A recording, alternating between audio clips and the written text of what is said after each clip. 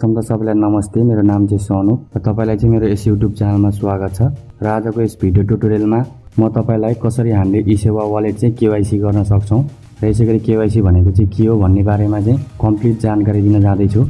र तपाईलाई चाहिँ थाहा छैन ई-सेवा वालेट भनेको के हो र कसरी चाहिँ युज गर्ने। यदि यस्तो हो भने चाहिँ तपाईले यहाँ स्क्रिनमा देख्न सक्नुहुन्छ। यहाँ चाहिँ एउटा लिंक चाहिँ शो भइरहेको होला र तपाईले चाहिँ त्यो लिंकमा क्लिक गर्नु होला र तपाई अर्को भिडियोमा चाहिँ रिडाइरेक्ट हुनुहुन्छ र त्यो भिडियोमा चाहिँ कम्प्लिट ई-सेवाको बारेमा जानकारी सहित मैले फुल्ली ई-सेवाको एकाउन्ट चाहिँ क्रिएट गरेर देखाएको छु र तपाईले त्यस भिडियोलाई हेरेर धेरै कुरा जानकारी चाहिँ लिन सक्नुहुन्छ साथीहरु। र अब चाहिँ हामी सबैभन्दा पहिला जानौं केवाईसी भनेको चाहिँ के हो।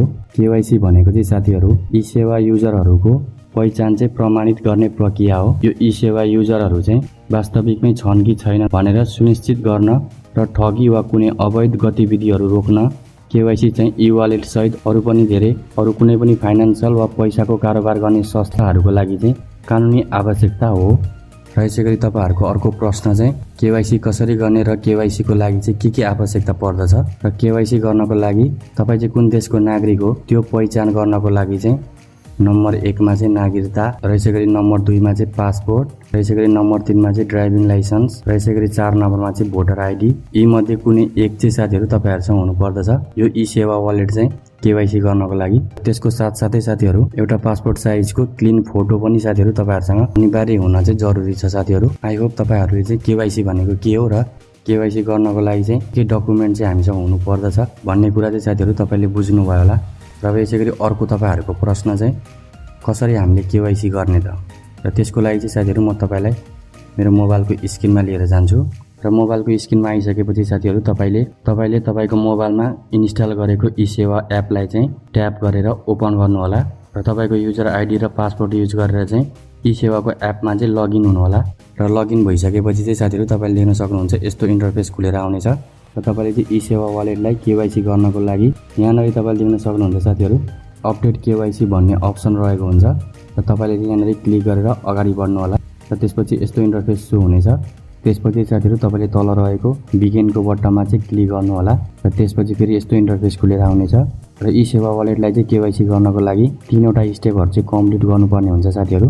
तपाईले यहाँ देख्न सक्नुहुन्छ 1 अफ 3 भनेको छ र पहिलो अप्सनमा चाहिँ पर्सनल डिटेल्स भनेको छ र त्यसपछि तल चाहिँ फर्स्ट नेम भनेको छ र यहाँनेरि चाहिँ साथीहरु तपाईले तपाईको पहिलो नाम चाहिँ तपाईको सरकारी डकुमेन्टमा चाहिँ जे रहेको छ त्यही सेम नामलाई चाहिँ साथीहरु तपाईले यहाँनेरि इन्टर गर्नु होला। र यसैगरी चाहिँ साथीहरु सेकेन्ड नम्बरमा रहेको छ मिडल नेम भनेर र यो मिडल नेममा चाहिँ तपाईहरुले तपाईको नाममा कुमार बहादुर चाहिँ यस्तो छ भने चाहिँ युज गर्नु होला र यो चाहिँ अप्सनल पनि रहेको छ साथीहरु। तपाईले मिडल नेम चाहिँ युज गर्दा पनि हुन्छ नगर्दा पनि केही फरक पर्दैन है त। र म चाहिँ युज गर्छु। र यसैगरी थर्ड नम्बरमा चाहिँ भनेको छ लास्ट नेम भनेर यहाँ चाहिँ तपाईले तपाईको जात वा कास्टलाई चाहिँ इन्टर गर्नु होला।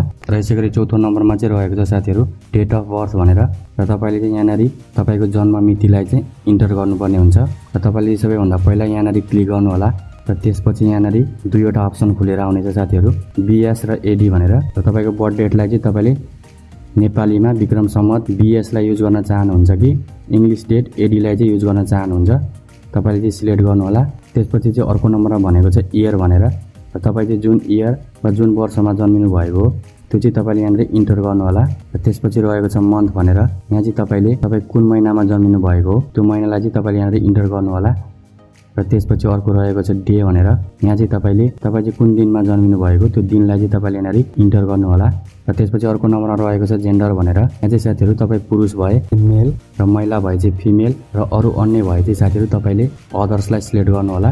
र त्यसपछि चाहिँ साथीहरु अर्को अप्सन रहेको छ फ्यामिली इन्फर्मेसन भनेर र यसैगरी यहाँनेरि चाहिँ फादर्स हस्बेन्ड नेम भनेको छ। यहाँनेरि चाहिँ तपाईले तपाईको बुबाको यदि तपाई महिला भए चाहिँ तपाईले तपाईको हस्बेन्डको नाम चाहिँ तपाईले यहाँनेरि इन्टर गर्नु होला। फादर वा हस्बेन्डको चाहिँ फुल नाम चाहिँ यहाँनेरि इन्टर गर्नु होला। र त्यसपछि अर्को नम्बरमा रहेको छ फादर्स इन लो नेम भनेको छ। यहाँनेरि चाहिँ तपाईले तपाईको हजुरबुबाको नामलाई चाहिँ इन्टर गर्नु होला। र त्यसपछि अर्को नम्बरमा रहेको छ म्यारिटल स्ट्याटस भनेर र यहाँनेरि चाहिँ तपाई अविवाहित भए सिंगल र बिहे गर्नु भएको छ भने चाहिँ म्यारिडलाई सिलेक्ट गर्नु होला। र यसैगरी अर्को अप्सनमा रहेको छ अदर्स इन्फर्मेसन भनेर र पहिलो नम्बरमा चाहिँ भनेको छ ओकुपेसन भनेर। यसको मतलब चाहिँ साथीहरु तपाईको पेशा चाहिँ साथीहरु के हो त त्यो चाहिँ तपाईले यहाँनेरि सिलेक्ट गर्नुपर्ने हुन्छ। र यहाँ क्लिक गरिसकेपछि साथीहरु तपाईले देख्न सक्नुहुन्छ यहाँनेरि चाहिँ धेरै अप्सनहरु खुलेर आउनेछ। जस्तो तपाई विद्यार्थी भए चाहिँ स्टुडेन्ट्स, सोशल वर्कर भए सोशल वर्कर, तपाईँले चाहिँ तपाईँको एकुपेसन चाहिँ के हो त्यो चाहिँ तपाईँले यहाँनिर सिलेक्ट गर्नु होला। र त्यसपछि अर्को नम्बरमा रहेको छ साथीहरू प्यान नम्बर भनेर। र यहाँ चाहिँ साथीहरू तपाईँसँग चाहिँ प्यान नम्बर छ भने चाहिँ तपाईँले त्यो प्यान नम्बरको नम्बर चाहिँ तपाईँले यहाँनिर युज गर्न सक्नुहुन्छ।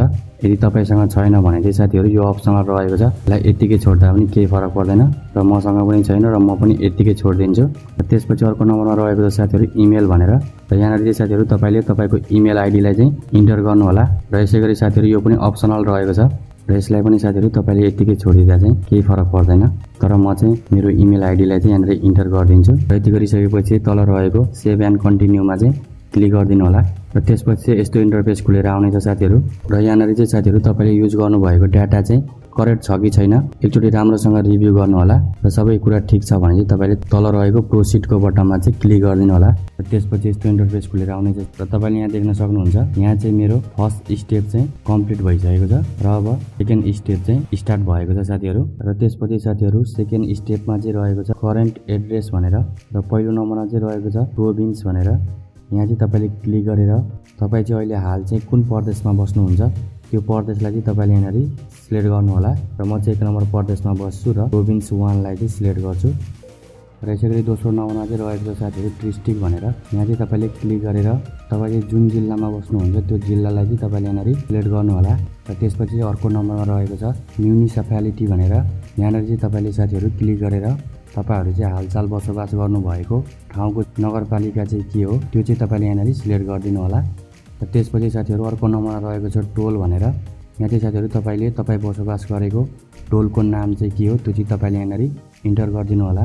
र त्यसपछि तपाईँले यहाँनिर देख्न सक्नुहुन्छ वार्ड नम्बर भनेको छ। यहाँ चाहिँ तपाईँ बसोबास गरिरहनु भएको ठाउँको चाहिँ वार्ड नम्बरलाई चाहिँ इन्टर गर्नु होला। र त्यसपछि चाहिँ साथीहरू अर्को अप्सनमा रहेको छ पर्मानेन्ट एड्रेस भनेर। र यदि साथीहरू तपाईँले चाहिँ माथि युज गर्नुभएको एड्रेस बाहेक चाहिँ तपाईँ अरू अन्य ठाउँमा पनि बस्नुहुन्छ भने चाहिँ तपाईँले चाहिँ यहाँनिर म्यानुअली तपाईँ कुन ठाउँमा बस्नुहुन्छ त्यो ठाउँको एड्रेसहरूलाई चाहिँ साथीहरू तपाईँले यहाँनिर इन्टर गर्नु होला। र यदि साथीहरू तपाईँहरू चाहिँ तपाईँले माथि दिनुभएको एड्रेस बाहेक चाहिँ अरू एड्रेसमा चाहिँ तपाईँ बस्नुहुन्न भने चाहिँ तपाईँले यहाँनिर देख्न सक्नुहुन्छ सेम एज करेन्ट एड्रेस भनेको छ। यहाँनिर चाहिँ तपाईँले क्लिक गर्नु होला। र त्यसपछि चाहिँ अटोमेटिक साथीहरू तपाईँको एड्रेस चाहिँ यहाँनिर सेट हुनेछ।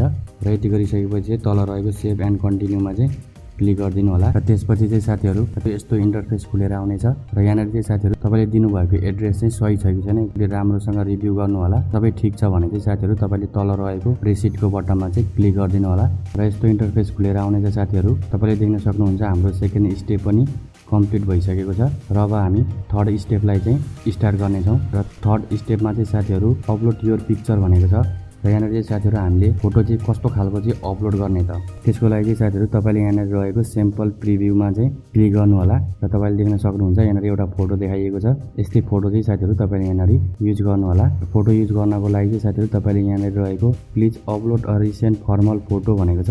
यहाँनिर चाहिँ तपाईँले क्लिक गर्नु होला। त्यसपछि साथीहरू देख्न सक्नुहुन्छ यस्तो इन्टरफेस खुलेर आउनेछ। यहाँनिर चाहिँ दुईवटा अप्सन दिएको छ टेक अ फोटो र चुज फ्रम ग्यालेरी भनेको छ। यदि साथीहरू तपाईँको मोबाइल फोनमा चाहिँ फोटो छैन भने चाहिँ तपाईँले टेक अ फोटोमा क्लिक गरेर तपाईँको फोटो चाहिँ यहाँनिर क्लिक गरेर अपलोड गर्न सक्नुहुन्छ। र यसै गरी साथीहरू तपाईँको मोबाइल फोनमा चाहिँ अलरेडी तपाईँको चाहिँ फोटो रहेको छ भने तपाईँले चुज फ्रम ग्यालेरीमा चाहिँ क्लिक गरेर तपाईँको मोबाइलमा रहेको पासपोर्ट साइजको र क्लियर फोटोलाई चाहिँ तपाईँले यहाँनिर क्लिक गरेर अपलोड गर्न सक्नुहुन्छ। र त्यसपछि साथीहरू अर्को अप्सनमा रहेको छ अपलोड अ डकुमेन्ट भनेर। र फर्स्ट नम्बरमा चाहिँ साथीहरू डकुमेन्ट टाइप भनेको छ। र यहाँनिर चाहिँ साथीहरू तपाईँहरू यो इसेवाको एकाउन्टलाई चाहिँ तपाईँको कुन डकुमेन्ट चाहिँ युज गरेर भेरिफाई गर्न चाहनुहुन्छ त्यो चाहिँ तपाईँले यहाँ सिलेक्ट गर्नुपर्ने हुन्छ।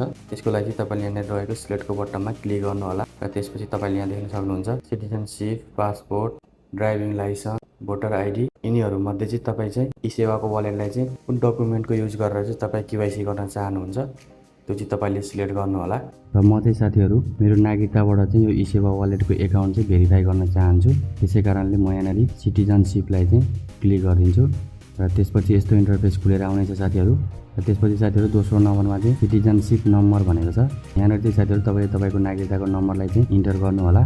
र त्यसपछि तेस्रो नम्बरमा चाहिँ रहेको छ इस्यु डेट भनेर। यहाँनिर चाहिँ साथीहरू तपाईँले तपाईँको सिटिजनसिप कार्ड चाहिँ तपाईँले चाहिँ कुन डेटमा चाहिँ बनाउनु भएको थियो त्यो डेटलाई चाहिँ तपाईँले यहाँनिर इन्टर गर्नुपर्ने हुन्छ। र त्यसको लागि सबैभन्दा पहिला तपाईँले यहाँनिर सिलेक्टको आइकनमा क्लिक गर्नु होला। र त्यसपछि चाहिँ साथीहरू तपाईँ नेपाली डेट चाहिँ युज गर्न चाहनुहुन्छ भने चाहिँ बीएसलाई सिलेक्ट गर्नु होला र यसै गरी साथीहरू तपाईँ चाहिँ इङ्ग्लिस डेट चाहिँ युज गर्न चाहनुहुन्छ भने चाहिँ एडीलाई सिलेक्ट गर्नु होला र त्यसपछि साथीहरू यहाँनिर इयर्स भनेको छ यहाँनिर चाहिँ साथीहरू क्लिक गरेर तपाईँले चाहिँ तपाईँको नागरिकता चाहिँ कुन वर्षमा बनाउनु भएको त्यो वर्षलाई चाहिँ तपाईँले यहाँनिर सिलेक्ट गर्नु होला र त्यसपछि रहेको छ मन्थ भनेर यहाँ चाहिँ साथीहरू तपाईँले तपाईँको सिटिजनसिप कार्ड चाहिँ कुन महिनामा चाहिँ बनाउनु भएको थियो त्यो महिनालाई तपाईँले यहाँनिर सिलेक्ट गर्नु होला त्यसपछि अर्को नम्बरमा रहेको छ डे भनेर यहाँनिर चाहिँ साथीहरू तपाईँले तपाईँको सिटिजनसिप कार्ड चाहिँ कुन दिनमा बनाउनु भएको थियो त्यो दिन वा डेलाई चाहिँ साथीहरू तपाईँले यहाँनिर इन्टर गर्नु होला र यो डेट चाहिँ साथीहरू तपाईँलाई थाहा छैन भने चाहिँ तपाईँले तपाईँको नागरिकतामा हेर्न सक्नुहुन्छ नागरिकतामा चाहिँ तपाईँले नागरिकताको लागि चाहिँ इस्यु गरेको डेट चाहिँ साथीहरू त्यहाँनिर रहेको हुन्छ त्यो सेम चाहिँ साथीहरू तपाईँले यहाँनिर युज गर्न सक्नुहुन्छ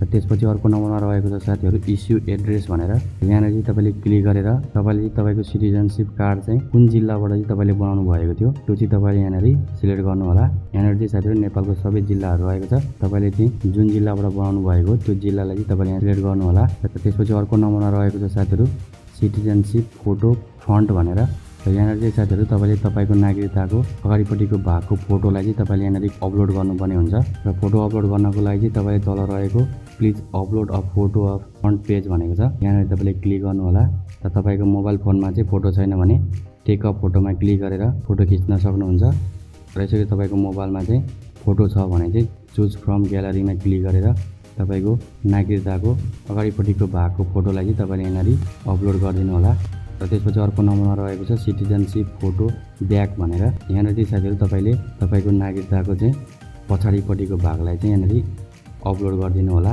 त्यसको लागि साथीहरू तपाईँले यहाँनिर क्लिक गर्नु होला र तपाईँको ग्यालरीबाट चाहिँ तपाईँले तपाईँको नागरिकताको पछाडिपट्टिको भागलाई चाहिँ अपलोड गरिदिनु होला र त्यसपछि चाहिँ साथीहरू तल रहेको प्रोसिडको बटनमा चाहिँ क्लिक गरिदिनु होला र त्यसपछि यस्तो इन्टरफेस खुलेर आउनेछ र त्यसपछि साथीहरू तपाईँले यहाँनिर युज गर्नुभएको नागरिकताको फोटो वा तपाईँको एड्रेस चाहिँ तपाईँले यहाँनिर एकचोटि रिभ्यू गर्नु होला ठिक छ कि छैन सबै कुरा ठिक छ भने चाहिँ साथीहरू तपाईँले तल रहेको सबमिट फर भेरिफिकेसनमा चाहिँ क्लिक गरिदिनु होला र त्यसपछि साथीहरू यस्तो इन्टरफेस खुलेर आउनेछ र तपाईँले यति गरिसकेपछि चाहिँ साथीहरू यो ई सेवा वालेटलाई चाहिँ केवाइसी गर्नको लागि हाम्रो तर्फबाट गर्नुपर्ने कामहरू चाहिँ कम्प्लिट हुन्छ र अब चाहिँ हामीले 48 आवर्स चाहिँ वेट गर्नुपर्ने हुन्छ पर्खिनुपर्ने हुन्छ किनकि साथीहरू हामीले यहाँनिर युज गरेको डकुमेन्टहरू र हाम्रो एड्रेसहरू चाहिँ रिभ्यूमा गएको छ तपाईँले यहाँ देख्न सक्नुहुन्छ पेन्डिङ र हामीलाई चाहिँ 48 आवर्स वा 48 घन्टापछि चाहिँ थाहा हुनेछ हाम्रो केवाइसी चाहिँ एक्सेप्ट भयो कि रिजेक्ट भयो भनेर र एक्सेप्ट भयो भने चाहिँ भइहाल्यो साथीहरू र रिजेक्ट भयो भने चाहिँ के कारणले हाम्रो केवाइसी चाहिँ रिजेक्ट भयो त्यो कुरा चाहिँ हामीलाई